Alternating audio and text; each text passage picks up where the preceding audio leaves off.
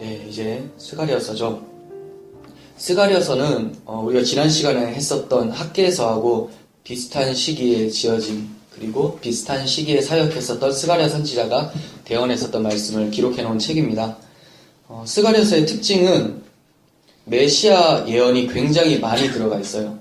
우리가 소선지서라고 생각을 하니까 그냥 분량도 적고 그렇게 중요하지 않을 것처럼 생각이 되지만 이 책은 소선지서 치고는 또 꽤 분량이 있어요. 14장까지 있죠.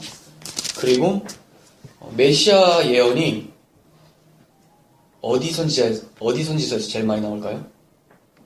네, 맞습니다. 이사야. 분량도 제일 많고, 그리고 신약 성경 봐도 이사야서를 굉장히 많이 인용하고 있잖아요. 근데 그 많은 예레미야나 에스겔 이런 분량이 많은 책들을 뒤로 하고 넘버 2가 바로 이 스가랴서예요. 그러니까 스가랴서는 메시아 예언이 굉장히 많고 복음의 아주 핵심을 담고 있는 내용들이 많겠죠. 그리고 스가랴서는 독특한 단어가 많이 나타나는데 그 반복되는 단어가 그날에는 이런 단어예요. 그날에는. 여러분들께서 막 넘겨보시면 그날에 내가 이런 말씀이 되게 많아요. 그날이라고 하니까 어떤 날이냐? 먼저는 이 사람들에게 있어서는 성전 건축이 지어지는 날이겠고, 좀 더 가서는 신약 성경에 예수께서 오셔서 십자가에서 죽으시는 날이겠고, 그리고 더 궁극적으로는 예수 그리스도께서 다시 오셔서 모든 것을 완성하시고 새하늘과 새 땅으로 우리를 인도하시는 그날을 얘기를 하는 거예요. 이런 그날에는 이라는 단어가 많으니까 굉장히 종말론적인 내용도 많이 담고 있겠죠. 그리고 이 시기가 학개보다 2달 정도 이후에 스가랴 선지자가 세워져요. 그러니까 동시에 두 사람이 활동을 했었죠.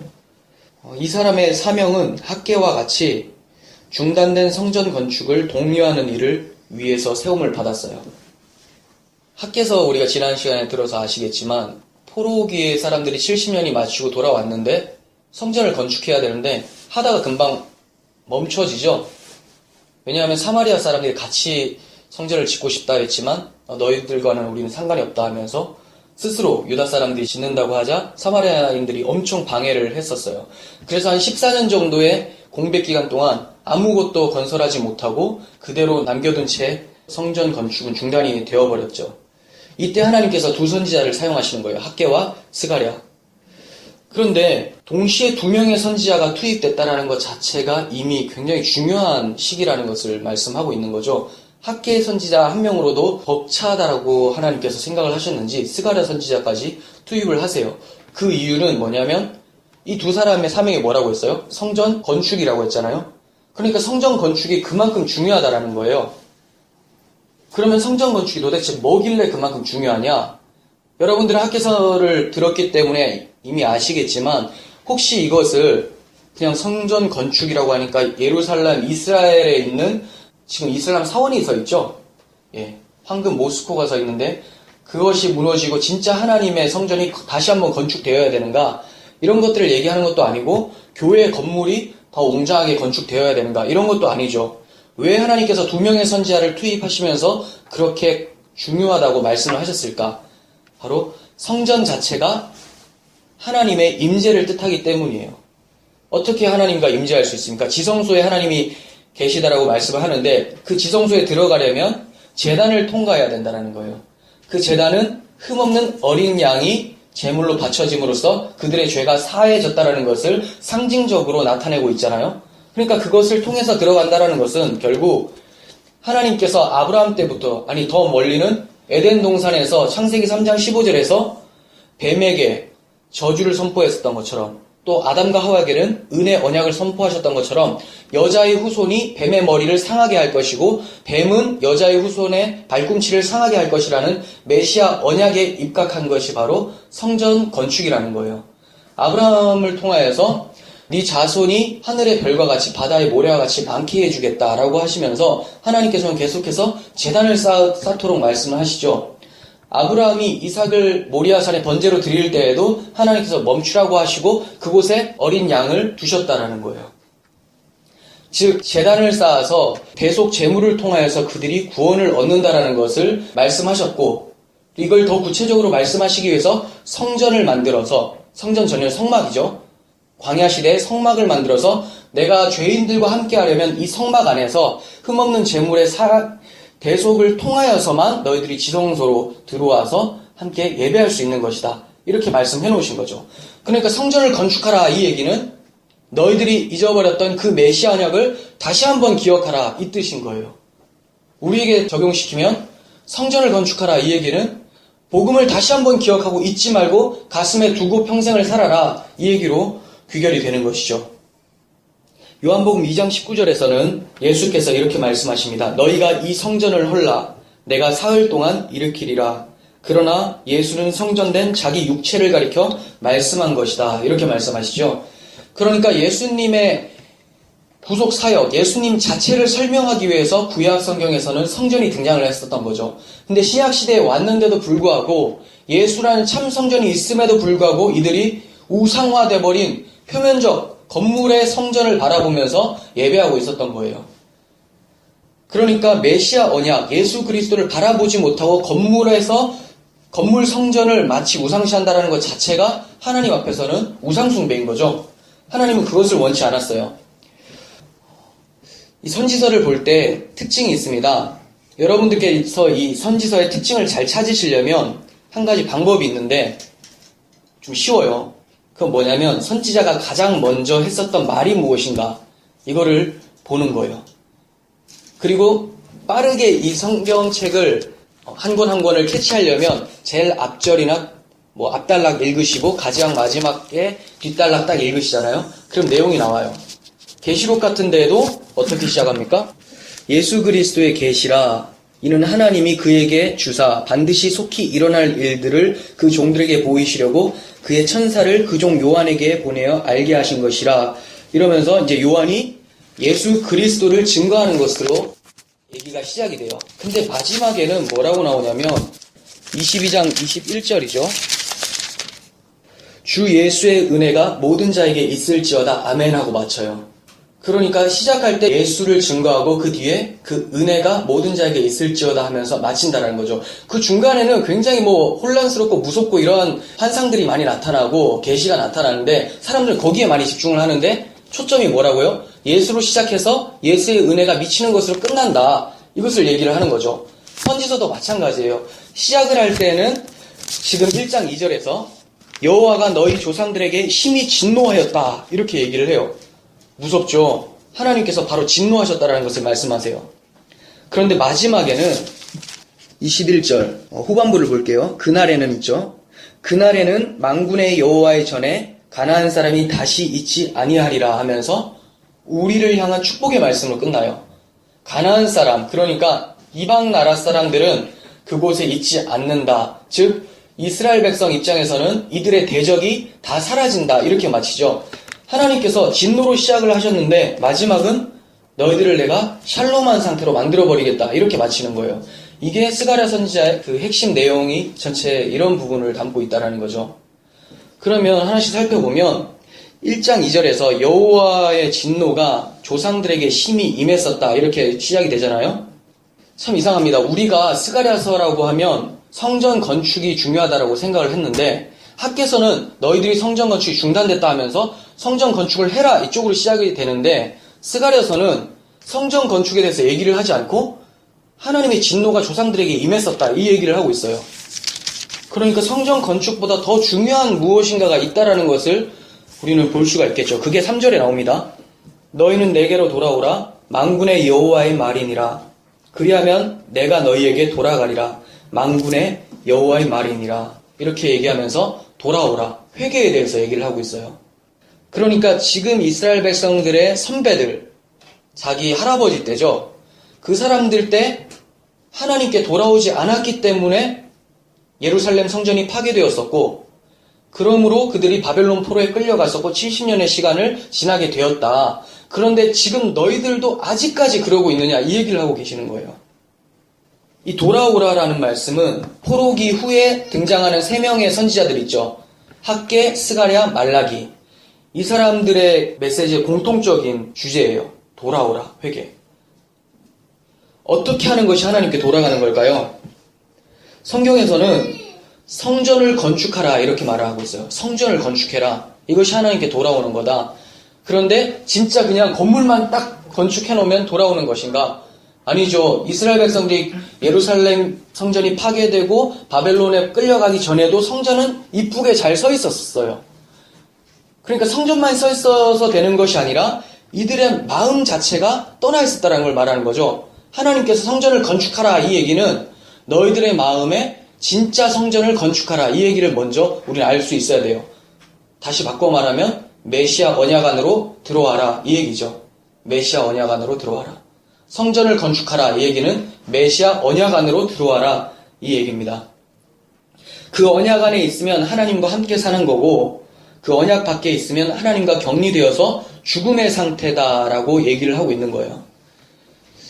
우리가 생각나는 것은 6월절 밤에 출애굽 당시 6월절 밤에 어린 양의 피를 바른 문설주 그 문 안에 들어가 있는 사람들은 다 살 수 있었어요. 근데 문 밖에 있는 사람들 어떻게 됩니까?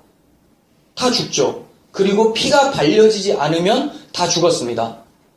그러니까 하나님께서 말씀하시는 것은 어린 양의 피 안으로 들어가라 이 얘기고 그 얘기를 메시아 언약 안으로 들어가라 이 얘기고 표면적으로는 성전을 건축해서 여호와께 나아가라 이 얘기죠.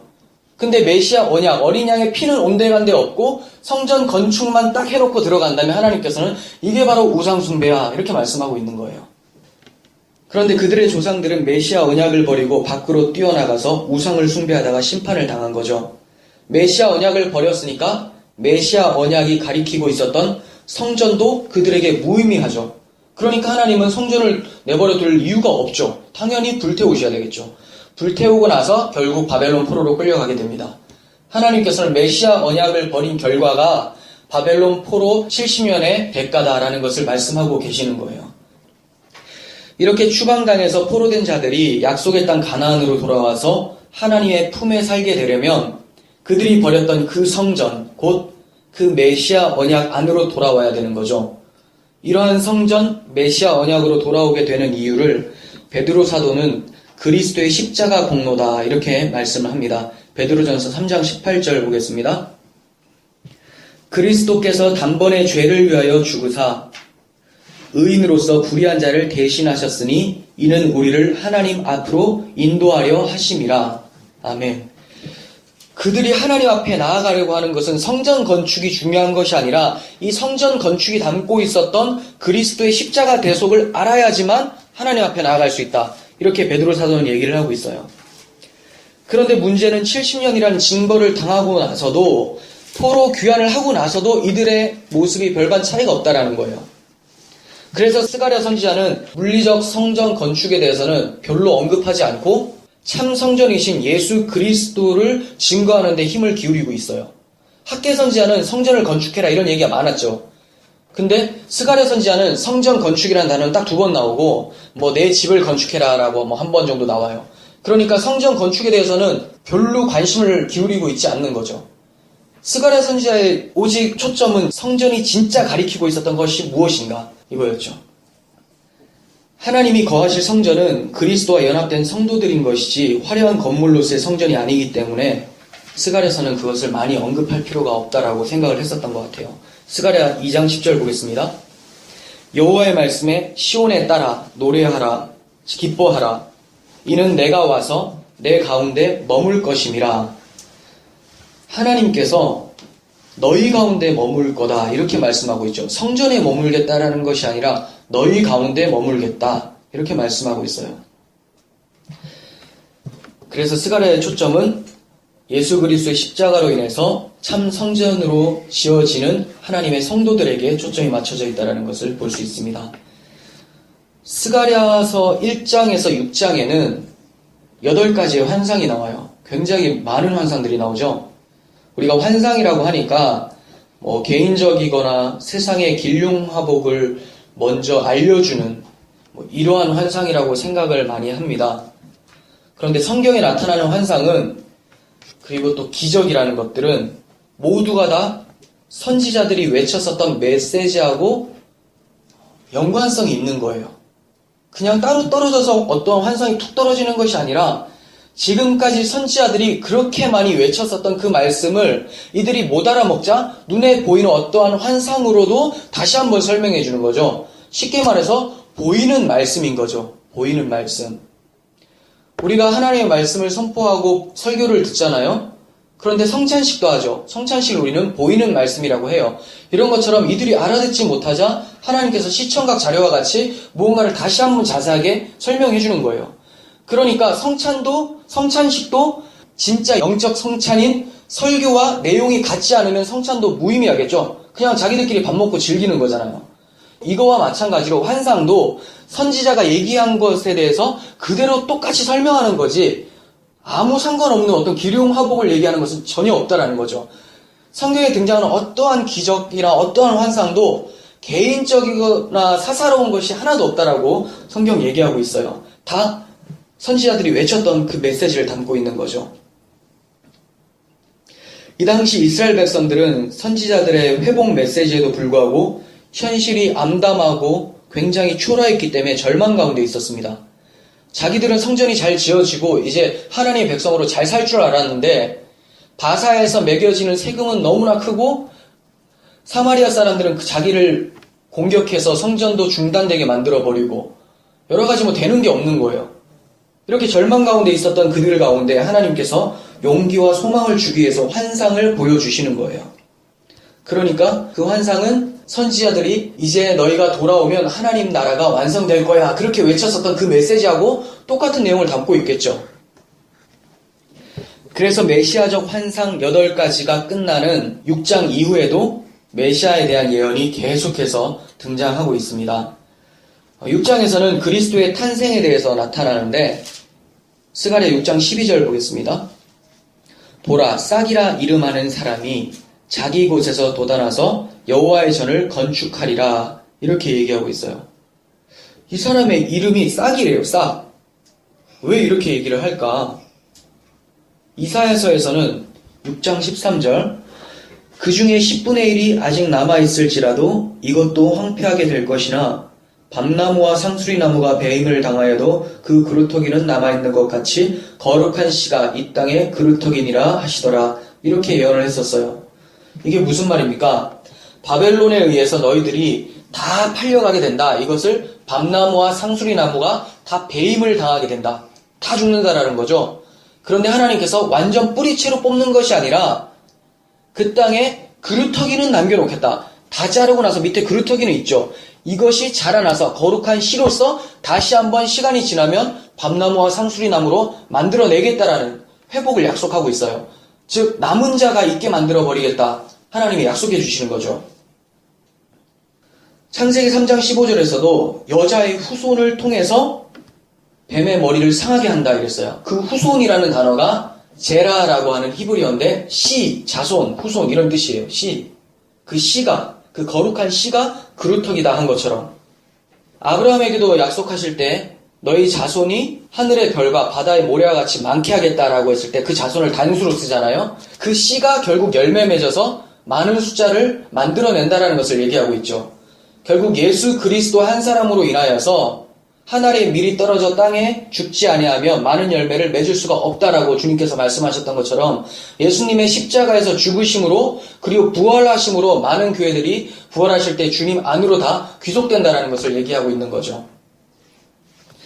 스가랴서는 이렇게 싹과 같이 작고 연약해 보이지만 생명을 담고 있는 메시아를 소개함으로써 기존의 사고의 틀을 완전히 바꾸어 버립니다. 그 전에 사람들은 그리스도는 군사적이고 경제적이고 정치적으로 강한 메시아 이렇게 생각을 하고 있었어요. 그러니까 구약 성경에 나타난 다윗 왕의 재등장이라고만 생각을 하고 있었었죠. 다윗 왕 때 황금기를 누렸던 것처럼 표면적으로도 우리 이스라엘 백성들이 로마의 압제를 당하고 있는데 이것을 해방시켜 줄 사람이 바로 메시아다. 그러니까 다윗과 같은 분이 오셔야 된다 생각하고 있었죠. 근데 주님께서 오셔서 그러한 모습들은 전혀 보이지 않고 그냥 힘없이 십자가에서 죽으시는 거죠. 그런데 스가랴서만 좀 깊이 알고 있었더라면 좋았을 텐데 그들이 이런 말씀은 간과했었던 것 같습니다. 그래서 주님께서는 이 땅에 오셔서 사자나 코끼리와 같이 강하고 큰 짐승 위에 올라탄 것이 아니라 나귀를 타고 성전에 입성을 하시죠. 이러한 말씀도 스가랴서에 등장을 하고 있습니다. 스가랴 9장 9절 시온에 따라 크게 기뻐할지어다 예루살렘에 따라 즐거이 부를지어다. 보라, 내 왕이 내게 임하시나니 그는 공의로우시며 구원을 베푸시며 겸손하여서 나귀를 타시나니 나귀의 작은 것 곧 나귀 새끼니라. 예수님께서 이렇게 초라한 모습으로 오셔서 큰 일을 이루신다라고 말씀하고 있어요. 그러니까 세상이 볼 때는 절대로 용납할 수 없는 모습이라는 거예요. 세상이 볼 때는 힘이 아니라는 거예요. 그런데 하나님은 뭐라고 하시냐면 이것이 바로 하나님의 능력이다 이래요.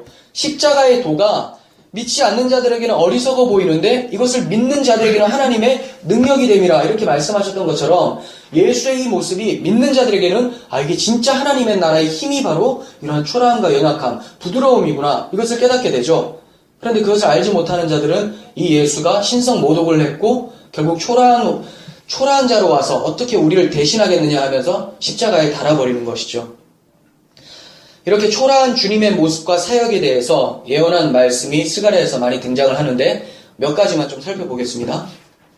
스가랴 11장 12절 내가 그들에게 이르되 너희가 좋게 여기거든 내 품삯을 내게 주고 그렇지 아니하거든 그만두라. 그들이 곧 은 30개를 달아서 내 품삯을 삼은지라. 네, 은 30을 달아서 품삯을 삼았다. 무슨 말입니까? 은 30은 종이 팔려갈 때 몸값이에요. 예수님께서 가룟 유다에게 배신을 당하고 대제사장들에게 은 30에 팔려가죠. 이와 같이 초라한 모습으로 주님께서 오시고 은 30에 팔리게 될 것을 말씀하고 있습니다. 스가랴 12장 10절 내가 다윗의 집과 예루살렘 주민에게 은총과 간구하는 심령을 부어주리니 그들이 그 찌른 바 그를 바라보고 그를 위하여 애통하기를 독자를 위하여 애통하듯 그를 위하여 통곡하기를 장자를 위하여 통곡하듯 하리로다. 이렇게 말씀하고 있어요. 이게 언제를 얘기할까요?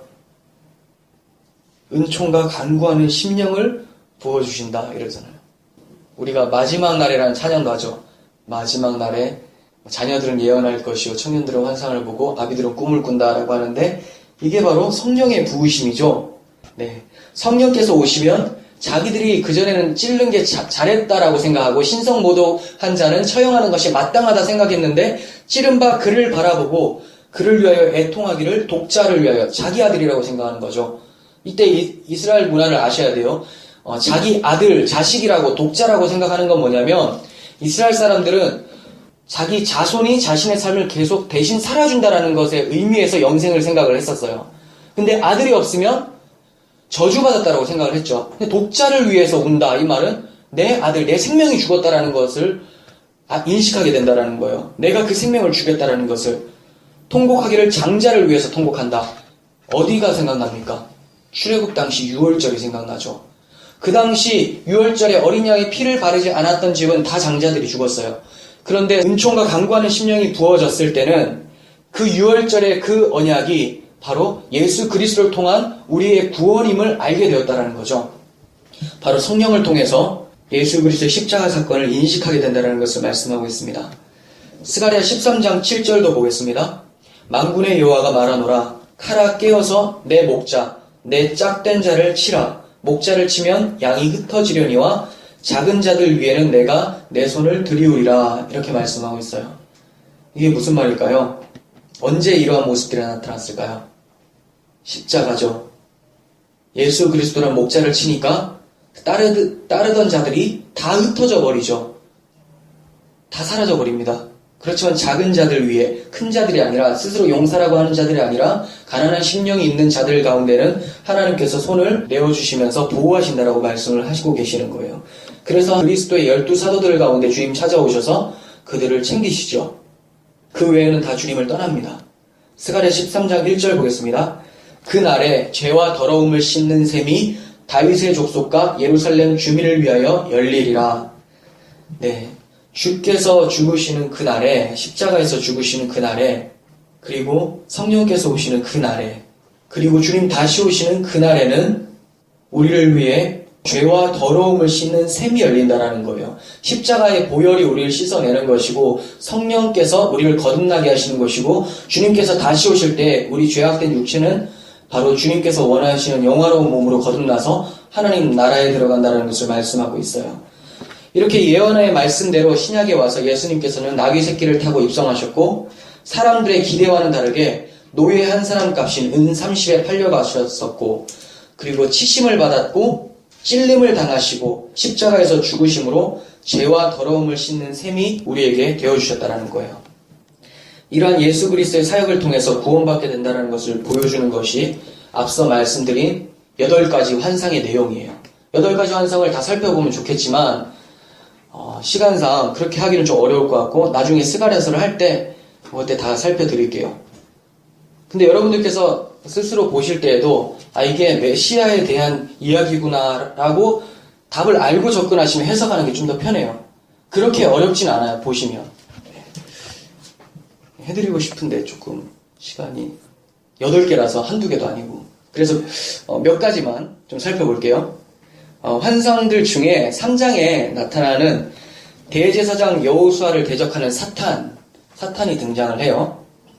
자, 3장 1절 보시면 대제사장 여호수아는 여호와의 천사 앞에 섰고 사탄은 그의 오른쪽에 서서 그를 대적하는 것을 여호와께서 내게 보이시니라. 스가랴의 환상 가운데 이런 게 보인 거예요. 왜 사탄이 여호수아를 대적하고 있을까요? 왜 이런 환상을 보여주셨을까? 그것은 여호수아가 입고 있는 옷이 상태가 별로 안 좋습니다. 더러운 옷을 입고 있었다 이렇게 설명하고 있어요. 대제사장은 우리가 출애굽기 28장에서 살펴봤듯이 영화롭고 아름다운 옷을 지어 입어라 이렇게 얘기를 했거든요. 그런데 지금 대제사장 여호수아의 모습이 그렇지가 못하다라는 거예요. 그러니까 사탄 입장에서는 이런 거죠. 네가 무슨 대제사장이냐, 네 꼴을 봐라, 이렇게 더러운데 대제사장이라면 백성들의 대표자인데 네가 더럽다면 모두가 다 더러운 거네 이렇게 얘기하는 거죠. 그러니까 너는 하나님 앞에 못 나오네, 거룩한 하나님 앞에 아무도 구원 못 받네 이렇게 정죄하는 거예요. 네, 본문을 보면 대제사장은 아무 말도 못해요. 사탄한테. 당연한 거죠. 할 말이 없어요. 맞는 말이니까. 이러한 대제사장은 바로 우리들의 모습이죠. 백성들의 대표였기 때문에 대제사장은 결국 백성들과 동일한 것이고 그것이 바로 우리들의 현실이라는 거예요. 우리가 어떻게 감히 지성소에 나아가서 하나님을 대면할 수 있겠습니까? 그건 당연히 마귀가 말하는 것처럼 그럴 수 없는 거 맞죠. 할 말이 없습니다. 그런데 하나님께서는 사탄을 책망하고 있어요. 제사장한테 야, 너 왜 그렇게 더럽냐 이렇게 말씀하신 것이 아니라 사탄을 꾸짖고 계세요. 3장 2절 여호와께서 사탄에게 이르시되 사탄아, 여호와께서 너를 책망하노라. 예루살렘을 택한 여호와께서 너를 책망하노라. 이는 불에서 꺼낸 그슬린 나무가 아니냐 하실 때 이렇게 말씀하세요. 뭐라고 책망해요? 얘는 이렇게 더러운 이유가 불에서 그슬린 나무라서 그래 이렇게 얘기하는 거예요. 불에서 그슬린 나무. 이게 무슨 말일까? 당연한 거 아니냐? 얘가 이렇게 더러운 것은? 왜? 내가 나의 진노로 인해서 70년 동안 하나님의 진노의 불 가운데 70년 동안 포로 생활을 했으니까 당연히 타다가 남은 자인데 더러울 수밖에 없지 않겠느냐 이렇게 말씀하고 있는 거예요. 더러운 거 당연하다. 그런데 내가 은혜를 베풀어서 끝까지 태우지 않고 남겨두었다 이렇게 얘기해요. 그러니까 겉모습은 이렇게 더러운 게 당연한 거야. 그래서 하나님께서 대제사장 여호수아를 향해서 얘기하시죠. 그 옷을 벗기고 아름다운 옷을 입혀라, 거룩한 옷을 입혀라 이렇게 얘기를 하는 거예요. 즉 하나님께서 남겨놓은 자라고 말씀하는 거죠. 우리하고 똑같아요. 사탄이 우리 왜 이렇게 더럽냐고 하나님 앞에 막 얘기하는데 하나님께서 뭐라 하시는 거죠. 이건 나의 진노 때문에 이러한 모습을 가지고 있지만 결국 내가 남겨놓은 거 아니냐. 그리고 이제 이 옷은 내가 사라지게 만들어버릴 거야. 좋은 옷으로 만들 거야. 이렇게 얘기하세요. 그죠? 3장 4절 여호와께서 자기 앞에 선자들에게 명령하사 그 더러운 옷을 벗기라 하시고 또 여호수아에게 이르시되 내가 내 죄악을 제거하여 버렸으니 내게 아름다운 옷을 입히리라. 지금 더러워 보이지만 하나님은 이 더러움을 이제 안 보시겠다라는 거예요. 제거하셨대요. 70년 동안 불에 그슬리면서 다 해결하셨다라는 것이죠. 그리고 나서 하나님의 아름다운 옷이 입혀집니다. 정말 대제사장이 입는 그 옷이 입혀지는 것이죠. 이것이 어떻게 가능해집니까? 대제사장이 원래부터 깨끗한 옷을 입을 수 있는 것이 아니라 아론에게 아름답고 영화로운 옷을 지어 입혀라 라고 하는데 아론이 그것을 입을 자격이 있어서가 아니라 하나님께서는 이들은 입을 자격이 없지만 내가 70년의 포로 기간 동안 나의 진노의 불이 다 태우고 나서 그리고 나서 아름다운 옷이 입혀지는 거를 설명하기 위해서 이렇게 출애굽기에서 말한 거였어. 이렇게 얘기하는 거죠. 그럼 70년 포로 기간을 우리는 경험했습니까? 우리는 70년 포로 기간을 거치지도 않았는데도 그리스도의 아름다운 옷을 입고 있죠. 그 이유가 무엇입니까? 예수께서 하나님의 70년의 진노의 불을 십자가에서 감당하셨기 때문에 우리가 아름다운 옷을 입고 있을 수 있다는 것을 말씀하고 있어요. 스가랴서에서도 이걸 얘기를 하고 있습니다. 3장 8절 하반부, 내 종 싹을 나게 하리라. 만군의 여호와가 말하노라. 내가 너 여호수아 앞에 세운 돌을 보라. 자, 돌은 예수 그리스도를 상징을 합니다. 한 돌에 7눈이 있느니라. 7이라는 단어는 하나님의 완전수를 얘기하죠. 그러니까 하나님의 눈이 이 돌에 있는 거예요. 내가 거기에 새길 것을 새기며 이 땅의 죄악을 하루에 제거하겠다. 내 종 싹을 나게 해서 이 땅의 죄악을 하루에 제거해버리겠다. 그리스도의 구속을 통해서 가능하다는 것을 우리는 알고 있습니다. 하나님께로 돌아갈 수 있는 유일한 길은 율법의 행위가 아니라 오직 하나님이 마련해 주신 옷, 아름다운 옷, 즉 의로우신 그리스도의 의를 받는 칭의로만 우리가 하나님 앞에 나아갈 수 있는 것입니다. 하나님의 은혜인 거죠. 이렇게 3장의 초점은 대제사장 여호수아를 얘기를 하고 있었어요. 즉 그리스도의 제사장적, 대제사장적 관점이었던 거죠. 4장으로 넘어가면 주인공이 좀 바뀝니다. 이때 두 지도자가 있었는데 여호수아하고 누구였어요? 스룹바벨이죠. 1차 포로 귀환할 때 인도자가 스룹바벨이고 2차가 에스라, 3차가 느헤미야였죠. 이렇게 스룹바벨이 총독이에요. 총독. 여호수아는 대제사장이고 총독이면 지금 유대인들의 왕이에요.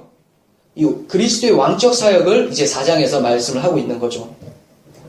4장 7절 큰 산아 내가 무엇이냐 내가 스룹바벨 앞에서 평지가 되리라. 그가 머릿돌을 내놓을 때 무리가 외치기를 은총이 그에게 있을지어다 하리라 하셨고, 큰 산하라고 할 때 이사야서에서도 골짜기가 도두어지고 파진 곳이 평지가 되고 이러한 것들이 나와요. 이거는 하나님께 나아가는 것을 가로막는 장애물들을 보통 설명할 때 나오는 단어들이에요. 저는 이것을 율법의 정죄로 보는 것이 좀 좋을 것 같다고 보여져요. 그러니까 큰 산하라고 했을 때 사탄이 우리를 정죄하는 것, 사망아 너희에 쏘는 것이 어디 있느냐, 고린도전서 15장에서 얘기하잖아요. 그런 것처럼 이 정죄함이 어디 있느냐, 이 큰 산이 어떻게 됩니까? 스룹바벨 앞에서 평지가 된다라고 하죠. 스룹바벨이 뭐라고, 누구라고. 근데 스룹바벨 앞에서 평지가 된다라고 해요. 그리고 스룹바벨이 머릿돌을 놓을 때에 모든 무리가 은총이 그에게 있을지어다 이렇게 얘기를 하고 있어요. 이게 무슨 뜻일까요? 모퉁이 돌은 건축하기 전에 가장 먼저 세워지는 돌이죠. 이것이 기준이 돼서 그것을 통해서 이제 다 세워지는 거예요. 그런데 머릿돌은 뭐냐면 다 세워지고 나서 마지막에 머릿돌을 딱 세우죠. 끝났다라는 거죠. 완공되었다. 그러니까 스룹바벨 앞에서 다 평지가 되고 머릿돌을 내어놓는다는 말은 이 스룹바벨이 성전을 완성한다라는 얘기를 하고 있어요. 스가랴 4장 9절 보겠습니다. 스룹바벨의 손이 이 성전의 기초를 놓았은즉 그의 손이 또한 그 일을 마치리라 하셨나니 만군의 여호와께서 나를 너희에게 보내신 줄을 네가 알리라 하셨느니라. 자, 이 말씀이 1차적으로는 지금 재건하고 있는 성전 건축을 스룹바벨이 해낸다라는 것을 얘기하고 있지만, 스룹바벨이 어떤 사람입니까? 다윗의 자손 유다 지파의 사람이에요. 그리고 유대인의 왕이죠. 즉 예수 그리스도의 모형으로 구약 성경에 등장하고 있는 거예요. 그러니까 스룹바벨은 이 물리적인 성전을 건축하지만 이 스룹바벨 이후에 나오는 진짜 메시아는 영적인 그 성전을 건축해서 너희를 하나님과 함께 만들어버린다. 그래서 주님의 이름이 임마누엘이죠. 성전을 통하여서 하나님과 함께 계신다라는 것을 말씀하고 있어요. 주님께서는 마태복음 16장 18절에서 내가 내게 이르노니 너는 베드로라. 내가 이 반석 위에 내 교회를 세우리니 음부의 권세가 이기지 못하리라. 이렇게 말씀하셨어요. 이 반석 위에 내 교회를 세우겠다. 그러니까 이게 베드로에게 한 말이니까 또 카톨릭 같은 경우는 이 반석은 베드로다. 그러니까 베드로가 초대 교황이다. 그러니까 교황이 가장 큰 권세가 있다. 이렇게 얘기를 하는데, 여기는 베드로가 이 반석은, 이 베드로라는 단어 자체가 반석이라는 단어거든요. 페트로스. 근데 이게 페트로스라고 하는 거는 남성형 명사예요. 근데 여기 반석은 페트라라고 여성형 명사를 쓰고 있어요. 다른 거예요, 다른 거. 이 반석 위에 내 교회를 세운다 이렇게 뒤에 따라 나오죠. 그 말은 베드로가 그 전에 했었던 말이 있어요. 그것이 이 사람의 반석이 된다라는 거예요. 베드로가 무슨 얘기를 했을까? 이게 마태복음 16장 18절인데 16절을 보시면 주는 그리스도시요 살아계신 하나님의 아들이십니다. 이렇게 얘기를 했어요. 이것이 바로 반석이다. 너희가 모래 위에 집을 쌓으면 다 무너지는데 반석 위에 쌓으면 무너지지 않는다라고 얘기를 하죠. 이 반석이 바로 예수 그리스도를 가리키는 거죠. 그러니까 이거는 베드로 위에 세운다라는 것이 아니라 베드로가 얘기한 신앙 고백 위에 세우겠다라는 거죠. 예수 그리스도 위에 세우겠다라는 거예요. 즉 예수 그리스도께서 모퉁이 돌이 되시고 그 위에 교회를 세우셔서 완성하신 후에 머릿돌을 두신다라는 것을 말씀하고 있는 거죠. 건축자들이 버린 돌이 성전의 모퉁이 돌이 되었다라고 하죠. 건축자들이 버린 돌이 모퉁이 돌이 되었다. 그러니까 예수 그리스도라는 이 모퉁이 돌이 다른 사람들에게는 버린 돌이에요. 이거 필요 없는 돌인데 그리스도를 믿는 자들 가운데는 모퉁이 돌이 돼서 거기에서 이제 성전이 세워지는 거죠. 네, 우리의 신앙 고백을 얘기하고 있습니다. 이렇듯 주님께서 시작하시고 마치시겠다고 말씀을 하시는 거예요. 빌립보서 1장 6절에서 너희 안에서 착한 일을 시작하시니가 그리스도 예수의 날까지 이루실 줄을 우리가 확신하노라. 사도 바울이 얘기를 합니다. 예수 그리스도를 통한 참 성전의 시작과 완성을 설명하고 있는 것이 수르바벨 손을 통하여서 지어지는 성전이라고 말씀을 하고 있는 겁니다. 우리 주님께서는 십자가로 성전 모퉁이 돌을 올려놓으셨어요. 그리고 지금 우리 인생 속에서 이제 성전을 건축해 가고 계시는 거죠. 이 건축은 주님의 재림의 때에 머릿돌을 놓음으로써 완성이 됩니다. 그러면 지금은 완성된 것이 아닙니까? 이렇게 묻는 사람이 있을 수 있어요. 그래서 신학적 용어로 이미와 아직이라는 단어를 쓰는데 우리는 완성이 됐습니다. 완성이 됐는데 아직이라는 단어도 써요. 그래서 주님 다시 오신 날을 바라보고 있죠. 그럼 완성된 것은 도대체 무엇이냐? 이것은 뭐냐면 지금 완전하게 다 끝났다는 얘기가 아니라 주님이 시작하셨으면 그게 끝이라는 거예요. 이해가 가시죠? 하나님은 시간을 초월하시고 이미 시작하신 일을 중간에 멈출 수가 없기 때문에 그게 완성된 거라고 보는 거고 실제 우리 역사 속에서는 그것이 미완성인 거죠. 그래서 이미 아직 그 긴장관계 속에서 우리는 이미 구원받았다. 그리스도 안에서 구원의 확신을 가짐과 동시에 두렵고 떨리는 마음으로 그날을 바라보면서 달려가야 되는 것이 우리의 의무겠죠. 머릿돌이 놓이는 그날까지 우리들의 삶은 초막절 기간이라고 스가랴서는 말씀하고 있습니다. 스가랴 14장 16절 보겠습니다. 예루살렘을 치러 왔던 이방 나라들 중에 남은 자가 해마다 올라와서 자 이게 무슨 말이냐면 바벨론이죠. 바벨론 중에 남은 자가 해마다 올라와서 그 왕 만군의 여호와께 경배하며 초막절을 지킬 것이라.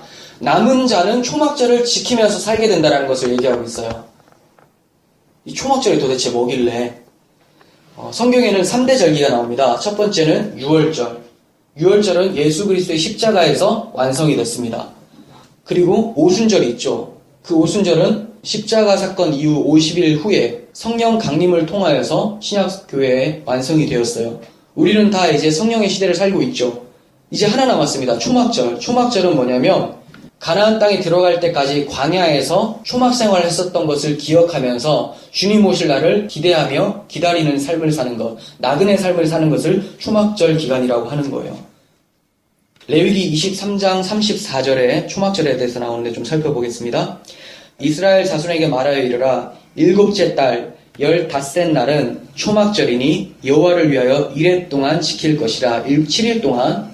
그러니까 또 제가 우리 지금 인생이 초막절이라고 하니까 7일 이후에 그럼 초막절 끝나는 거냐? 그거 아니죠. 이 7이라는 것은 하나님의 완전한 날, 하나님이 계획하신 그 충분한 날을 얘기하는 거죠. 자, 1회 동안 지킬 것이라. 첫날에는 성회로 모일지니 너희는 아무 노동도 하지 말지며 1회 동안에 너희는 여호와께 화제를 드릴 것이요. 8째 날 너희는 성회로 모여서 여호와께 화제를 드릴지니 이는 거룩한 대회라. 너희는 어떤 노동도 하지 말지니라. 7번째 날 다 지나고 8번째 날에 뭐라고요? 성회로 모이고 거룩한 대회로 모인다라는 거예요. 이날에는 아무 노동도 하지 않는 안식일이라는 걸 말하고 있어요. 즉 안식하게 되는 완성의 날이라는 의미를 담고 있는 것이 초막절 마지막 날이죠. 초막절 마지막 날. 이 초막절 마지막 날을 주님은 어떻게 말씀하시는지 보겠습니다.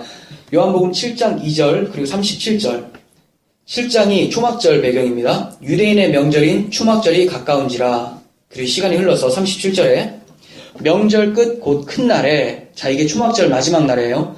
예수께서 서서 외쳐 이르시되 누구든지 목마르거든 내게 와서 마시라. 이렇게 말씀하세요. 초막절 마지막 날, 그러니까 초막 생활을 청산하는 날이죠. 이스라엘 백성 입장에서는 광야에서 초막 생활을 끝내고 가나안에 들어가는 날, 우리 입장에서는 이 인생이란 초막 기간, 광야 기간을 끝내고 주님 다시 재림하는 그날이죠. 그날에 주님께서 뭐라고 하십니까? 누구든지 목마르거든 내게 와서 마시라. 이 말씀은 계시록으로 우리를 인도합니다. 21장 6절 나는 알파와 오메가요 처음과 마지막이라 내가 생명수 샘물을 목마른 자에게 값없이 주리니. 이렇게 말씀하세요. 주님의 재림의 때에 완성될 것을 말씀하고 있는 거죠.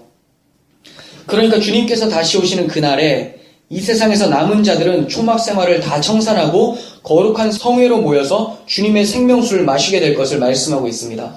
그런데 그 말씀 앞에 뭐라고 했어요? 나는 알파와 오메가요 처음과 마지막이라. 나는 모퉁이 돌을 놓은 예수고 나는 머릿돌도 놓을 예수다. 이렇게 얘기하는 거예요. 초막절을 시작했다라는 것은 유월절이 있었다라는 거죠. 유월절이 시작되니까 출애굽 됐잖아요. 그리고 나서 광야 시간, 초막절이 있게 됩니다.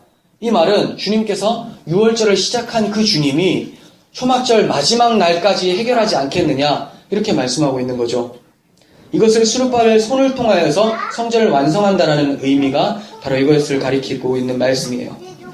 스갈에서는 13장 1절에서 그날의 죄와 더러움을 씻는 셈이 다윗의 족속과 예루살렘 주민을 위하여 열리리라. 이렇게 예언하고 있었고, 이미 출애굽 당시에 시내산에서 반석을 쳐서 물을 마시게 하는 사건이 있었었죠. 그것을 통해서 주님의 재림의 때에 생명수를 마시게 될 것을 계속해서 설명하고 있었던 거예요. 여러분, 우리는 초막절 생활을 하는 자들이에요. 하지만 초막절 생활을 하지 않고 이 땅이 마치 자기네 세상이라고 생각하면서 건물을 짓고 이 세상에 시민권을 가진 사람처럼 살게 되는 자들은 주님의 재림의 때 하나님의 진노가 임하게 될 것을 말씀하고 있습니다. 스가랴 14장 17절 땅에 있는 족속들 중에 그 왕 만군의 여호와께 경배하러 예루살렘에 올라오지 아니한 자들에게는 비를 내리지 아니할 것인즉 만일 애굽 족속이 올라오지 아니할 때는 비 내림이 있지 아니하리니. 자, 하나님 앞에 예배하러 오지 않는 자들, 성전을 찾지 않는 자들을 말씀하고 있습니다. 여호와께서 초막절을 지키러 올라오지 않는 이방 나라 사람들을 치시는 재앙을 그에게 내리실 것이다. 이렇게 말씀하고 있어요. 우리들 속에 아직까지 주님께 귀속되지 않은 마음들이 있지 않습니까? 우리들 마음 가운데 아직까지 그 초막절을 지키지 않고 이 세상이 나의 세상이라고 생각하고 또 하나님 앞에 예배하러 가는 것이 아니라 나의 성을 쌓고 있는 그런 마음들은 없습니까? 다 있을 거예요. 그렇지만 우리가 낙심하지 않아야 될 것은 성전에 모퉁이 돌을 세우신 주님께서 머릿돌까지도 반드시 세우실지를 우리가 확신하기 때문에 그렇습니다. 우리라는 성도라는 참 성전을 지어가시는 분은 예수 그리스도세요. 그날에는 모든 자들에게 여호와께 성결이라고 기록된다고 말씀을 하고 있어요. 20절 보시면 모든 자들 가운데 하물며 말들에게도 여호와께 성결이 기록된다. 이렇게 말씀하고 있어요. 무슨 말입니까? 그날의 더러움이 완전히 없어진다요. 없어진다는 거죠. 죄와 더러움을 씻는 셈이 열리기 때문에 그렇습니다. 대제사장의 관태에 붙이는 이 글귀가, 여호와께 성결이라는 이 글귀가 초막절을 지내는 모든 자들에게 붙여진다라고 말씀하고 있고, 우리 마음속에 자리 잡고 있는 가나안적 속성을 다시는 잊지 않도록 만들어버리겠다라고 하면서 성경은 마치고 있어요.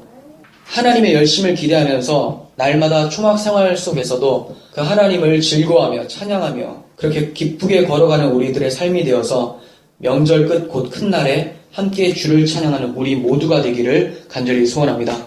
기도하겠습니다. 하나님 아버지, 우리가 유월절을 그리스도의 은혜로 시작하였고 초막절에는 광야 기간을 하나님의 은혜로 살고 있습니다.